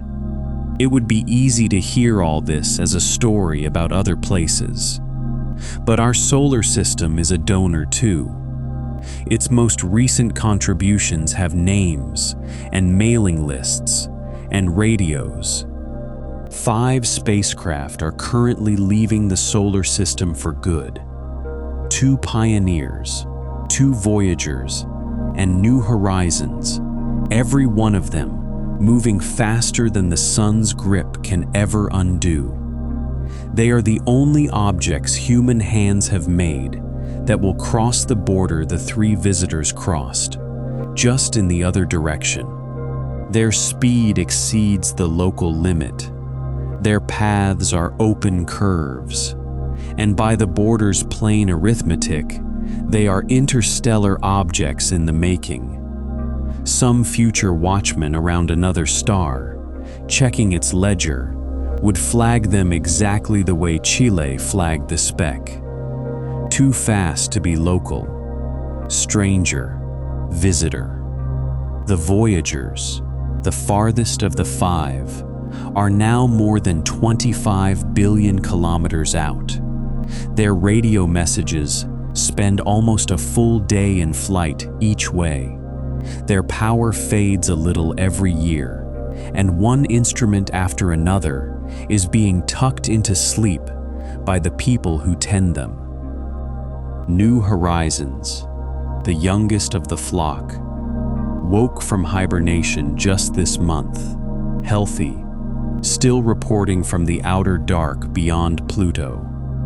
The Pioneers fell silent decades ago and travel on without any duties at all. Silence, for an interstellar object, is the natural state. Ours are simply growing into it. Earth still speaks with the 2 that answer, a network of giant dish antennas, spread across 3 continents so that one is always facing the right way, takes turns, exchanging whispers with the Voyagers. The signals arrive almost impossibly faint, billions of times weaker than the power of a watch battery, and the dishes catch them anyway, most days, on schedule. Each conversation is a small act of upkeep, a check of temperatures and voltages, a nudge to an aging instrument. It is housekeeping conducted across a full day of light lag, tended by people who speak of the 2 machines the way old families speak of a clock that has never stopped. What makes our wanderers different from the icy kind is the luggage. The Pioneers each carry a small gold plaque. It shows a man and a woman, a map of pulsars pointing home, and a diagram of the hydrogen atom, physics as a shared alphabet. The Voyagers carry something richer, a golden record apiece, with sounds and pictures of Earth chosen in the 1970s by a committee led by the astronomer Carl Sagan. There is thunder on it, and whale song, and greetings in dozens of languages, and Bach, and a heartbeat. It is the sound of this planet, pressed into metal and posted without an address. The choosing of the record's contents was its own small human story. The committee had months, not years, and a hard limit on space. And out of everything this planet has ever sounded like, they could keep only a sliver. They chose morning birdsong and a kiss, a train and a heartbeat, music from many centuries and continents. More than 100 pictures went aboard, encoded in the grooves of families and telescopes and traffic and bread. What they left off is telling too. There are no images of war on the record, and no anthems of any nation. Asked to introduce Earth to strangers, the committee quietly decided to show the house on its best day, which is what anyone does for company. The records were built for the distances they face. Their grooves are cut in copper plated with gold, sealed in aluminum covers, engraved with instructions that use no words, only physics. In the emptiness they travel, engineers expect them to remain playable for 1 billion years or more, which makes them, by a comfortable margin, the most durable things human beings have ever made. Cave paintings are toddlers beside them. They will likely outlast the mountains the telescopes stand on. Nobody involved pretended the mail would likely be opened. Space is too large, and the crossings are too long.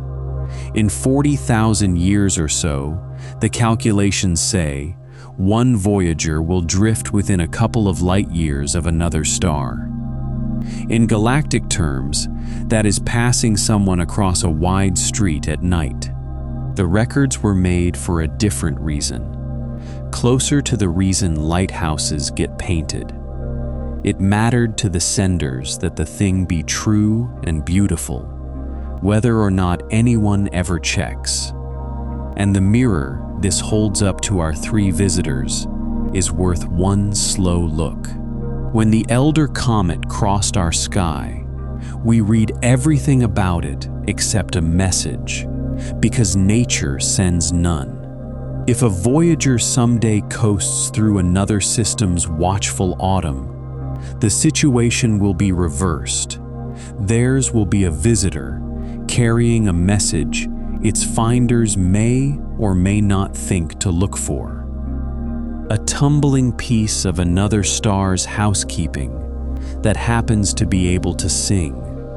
Both kinds of traveler tell the truth about their makers.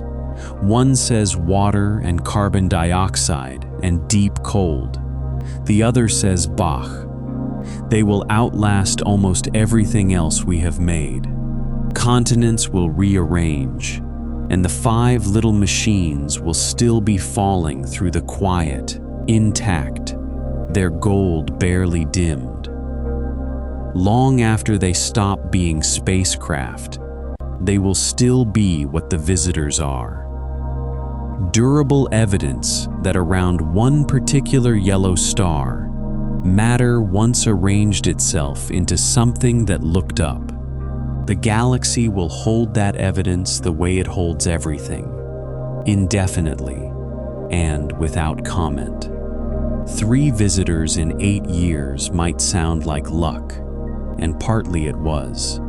Mostly, though, it was eyesight, and the eyesight is about to improve so much that the whole subject is going to change shape.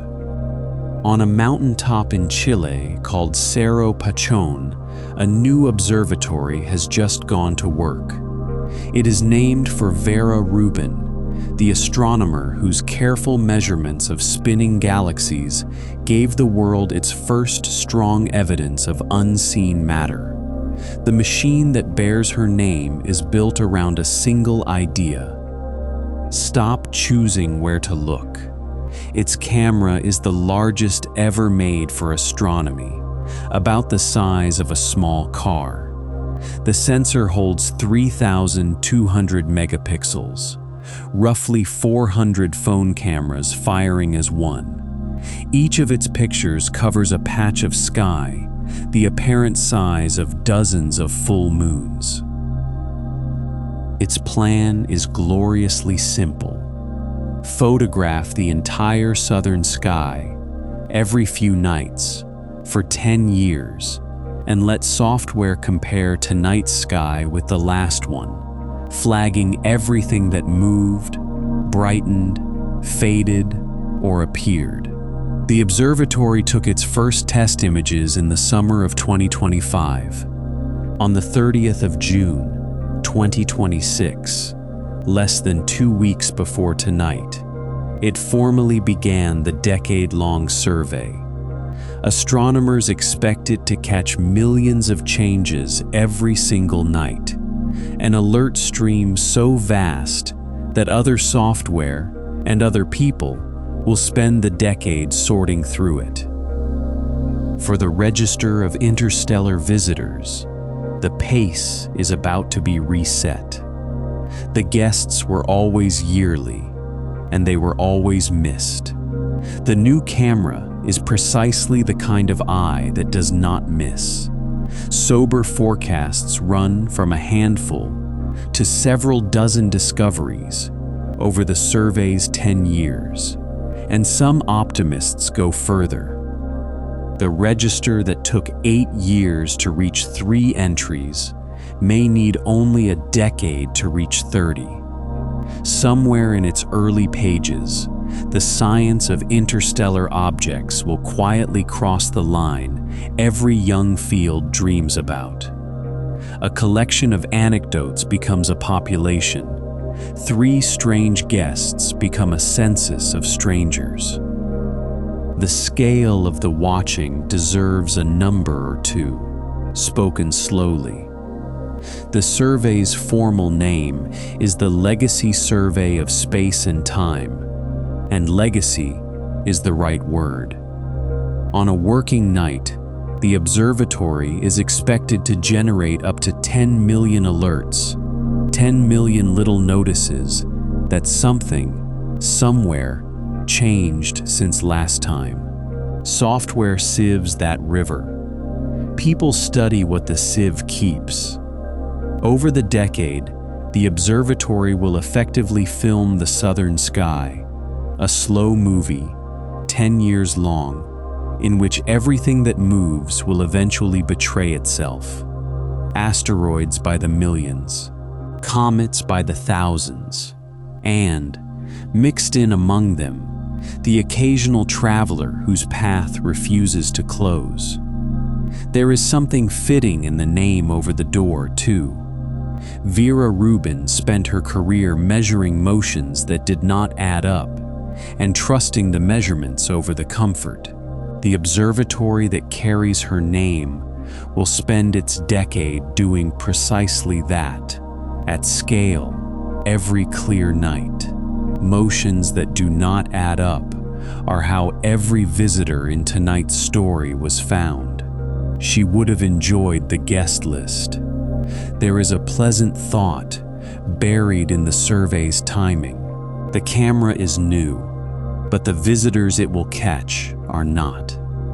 The 4th interstellar object to be discovered is, in all likelihood, already closer than some of the stars in tonight's sky, inbound and unnoticed, exactly the way the 3rd one was in the spring before its discovery.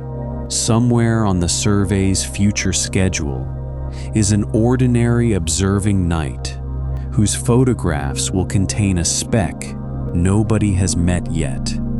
The night is already on the calendar. Only the introduction is pending. Astronomers have already rehearsed the etiquette. Naming rules are drafted. Follow-up networks are organized, and the alert pipelines know an open curve when they see one. The fourth visitor will be measured within hours of being flagged, not days. Practice, it turns out, is what the first 3 visits really delivered. The sky provided 3 rehearsals, each more orderly than the last, and the theater is finally ready for a long run. The next visitors will almost certainly wear the survey's name, the way the last one wears the Watchman's. Somewhere in the coming pages of the register, entries 4 and 5 and 6 are waiting to be written. The photographs that will discover them have, in several cases, not been taken yet. The objects themselves are already on their way, out in the dark between here and everywhere, falling patiently toward their one appointment. A census changes the kinds of questions that can be asked. With 3 objects, every oddity is a mystery. With 30, oddities become categories. How many visitors are dry splinters like the first? How many are breathing comets like the second and third? Do most come from the galaxy's young, flat neighborhoods, or from the old, thick disk like the elder? Does anything arrive from truly far places, carrying ices no local chemistry could freeze? Each new entry is a free sample from a different star, delivered at no cost to the one solar system in the galaxy known to keep receipts. And there is a practical difference coming, the one that matters most for what happens next. A survey that deep should catch most visitors on the way in, far out, months or even years before their closest approach. The era of discovering guests by the sound of the closing door is ending. The next visitors will be seen coming up the walk, which raises, at last, the question of whether anyone will ever do more than watch. Someone intends to. On the far side of the sun's glare, within a few years, there is going to be a spacecraft whose entire mission is to wait. It is called Comet Interceptor, a European Space Agency mission built with Japan, and it is the first spacecraft in history designed and launched before its destination is known. The reasoning is a lesson in humility. Missions take a decade to design, build, and fly. Fresh comets and interstellar visitors announce themselves months ahead. No one can start building when the guest is announced, because the guest will be gone before the paint dries. The only way to greet a thing that cannot be predicted is to be ready before it exists. So that is exactly the plan. Around the end of this decade, the mission will launch and take up a post at a quiet balance point in space. The spot lies about 1.5 million kilometers from Earth, 4 times farther than the Moon. Out there, the pulls of Earth and Sun agree to hold a spacecraft still. The parking spot has good company. It is the same gravitational shelf where the James Webb Telescope keeps its station, a place chosen for stillness, where a spacecraft can hold position on pennies of fuel. There, the interceptor will park, power down to a patient hum, and wait. It can wait up to 3 years. Waiting for this mission is not idleness, it is the instrument. Every previous Comet mission chose its target years in advance, which meant choosing from the worn, well-baked comets whose orbits are known. The waiting posture is what makes a fresh target possible at all. Readiness, held with enough patience, becomes a net. Its team on the ground will spend that time watching the discovery feeds, the new Chilean survey among them. They are shopping for the right visitor. The dream order is a comet fresh from the deep freeze, on its first ever trip toward the sun. And if fortune is generous, the order upgrades to a traveler from another star passing within reach. When the right guest appears, the waiting ends. The spacecraft leaves its post, shapes its path to cross the visitors, and in the final days before the meeting splits itself into three, a mothership and two small probes, one of them Japanese, will sweep past the target along separate lines, photographing and sampling from three angles at once, turns a flat flyby into a rounded portrait. Closest pass, riskiest path, goes to the probes. The mothership hangs back at a safer distance, because the neighborhood of a fresh comet is a blizzard of grit, and something has to survive to post the pictures home. The designers speak of dust shields the way sailors speak of hulls. At flyby speeds, a grain the size of sand arrives like a rifle shot. So the craft will take the storm on their armored shoulders, instruments tucked behind, cameras snatching their views through the gaps. It is engineering as etiquette, the careful approach of a guest who knows the host throws things. There is a small tradition being founded here, whether or not anyone says so out loud. Every culture that has kept records has kept them about comets. For most of history, the records were fearful, omens and portents, and unwelcome long-haired stars. Then the records became curious. Now, for the first time, they are becoming hospitable, a matter of planning ahead for a guest's arrival. It took roughly 3,000 years of writing things down to travel from omen to welcome. On that schedule, the little ship at its balance point is not only a mission, it is a change of heart, parked where the fuel is cheap. None of tonight's three guests will ever know any of this, which is somehow part of the sweetness. The splinter will not learn that it started an argument.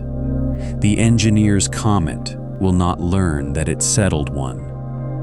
The elder will not learn that it was the oldest thing anyone ever photographed, or that a small planet spent an autumn at the windows for it. The knowing all stays here, on the warm side of the telescope, where it is put to its usual human use, building better welcomes. Picture the vigil as it will actually be. A spacecraft the size of a delivery van, dark and quiet, station keeping in the deep cold with its instruments powered down to embers. Months passing. The Earth a blue point in one direction, the sun a furnace in the other, and nothing to do but hold still and stay healthy. On the ground, a small team checking discovery feeds every morning, the way harbor masters check the weather. Most mornings, nothing. Then one morning, something. And the quietest spacecraft in the solar system clears its throat. There is no guarantee an interstellar visitor will come within reach during the wait.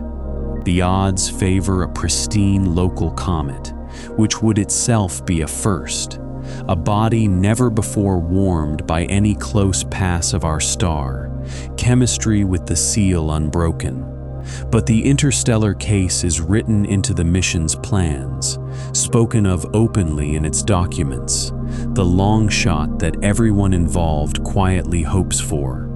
A fourth or fifth or ninth visitor may cross the inner solar system at the right angle in those years. If one does, humanity's first ambush of a stranger from another star will already be paid for, fueled and parked, with its cameras cold and ready. It is a new posture for our species, and the night can end on it, because it is a good one. For all of history, the sky happened to us. Meteors fell, comets appeared, visitors slid through unnoticed, and the most anyone could do was look up in time. Now there is a plan that amounts to setting a guest room ready for a knock that has not come and may not come this decade. Building the room anyway, on the strength of 3 brief visits, is either foolishness or hospitality, and the two have always been close cousins. The galaxy sends travelers. The travelers do not stop. Somebody down here has finally decided that when the next one passes, it should at least be met at the gate. So the night has covered a great deal of road, and it can be walked back slowly now, the way one walks back through a house turning off lamps. It began with a watchman in Chile flagging a speck that moved wrongly, and with the old, patient arithmetic that reads a stranger's whole story from a week of positions. It went back 8 years to the first visitor, the tumbling splinter seen only on its way out. That was the one that saved its small push for the exit and left a puzzle politely unsolved. It listened, with the big dish in the hills, to billions of empty channels and one grand silence. It learned what a comet is, a black snowbank keeping a 4-billion-year-old pantry list. It met the man who caught the second visitor with a mirror he built himself. His comet was so ordinary it was extraordinary, breathing the cold chemistry of a foreign kitchen. It walked beside the elder through its one autumn among us, past Mars, behind the sun, out again. Older than the star that briefly warmed it, wearing its green hood for the backyard telescopes. It stood at the windows with the improvised fleet, 2 worlds watching one guest in stereo. Then it let the galaxy show where such guests are made, in the sweepings of every star's workshop floor. And near the end, it followed 5 little machines carrying birdsong and Bach out toward other people's autumns. And it ended at a mountaintop camera that will turn strangers into a census. Beside it stood a small ship, soon to be parked in the dark, with its engine off, waiting for someone worth meeting. Underneath all of it sits one thought, and it is the single thought worth carrying out of tonight. Attention, kept gently and long enough, becomes a kind of welcome. That is the whole practice, and this planet is getting better at it. The instruments are new, but the habit is old. Older than the ledgers.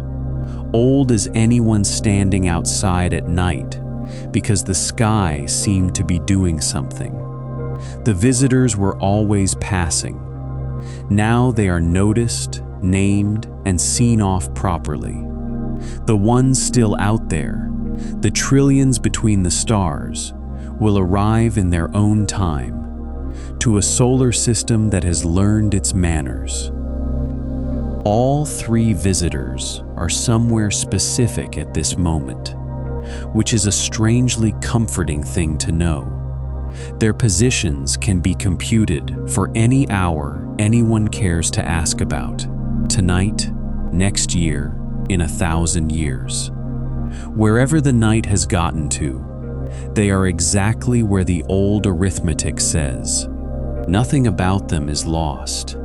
They are only far and getting farther, which is what they were always for. Above the roof right now, the same sky is going about its slow business. The elder comet is out there this minute, past the giant planets, fading like a lamp carried down a long road. The splinter tumbles somewhere beyond the reach of any camera, and the second one's ice drifts on with a Crimean name attached. Nothing about any of them needs you awake. They are leaving beautifully, all on their own, and the watchmen on their mountains have the rest of the night covered. Let them go then, the way the sun let them go, keeping nothing but the record of their passing. The house is warm, and the ledger is kept.